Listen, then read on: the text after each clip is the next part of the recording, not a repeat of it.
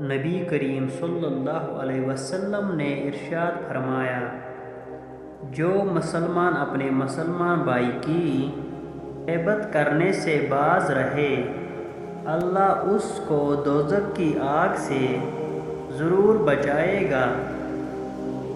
نبی کریم صلی اللہ علیہ وسلم نے فرمایا، ایک شخص کا انتقال ہوا، قبر میں اس سے سوال ہوا، تمہارے پاس کوئی نیکی ہے؟ اس نے کہا کہ میں لوگوں سے خرید و فروخت کرتا تھا، اور جب کسی پر میرا قرض ہوتا تو میں مالداروں کو مہلت دیا کرتا تھا اور تنگ دستوں کے قرضوں کو معاف کر دیا کرتا تھا، اس پر اس کی بخشش ہوگی۔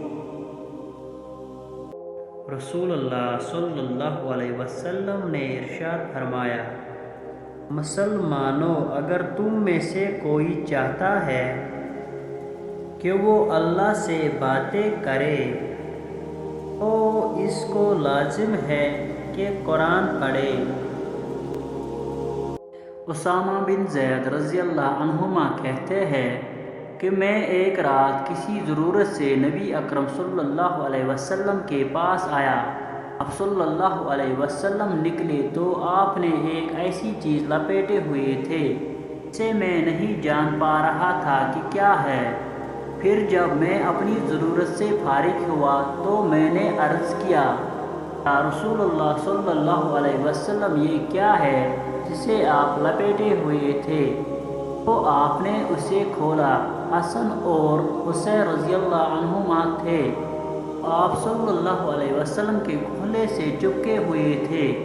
آپ نے فرمایا، یہ دونوں میرے بیٹے اور نواسے ہیں، اے اللہ، میں ان دونوں سے محبت کرتا ہوں، تو بھی کر اور اس سے بھی محبت کر جو ان سے کرے۔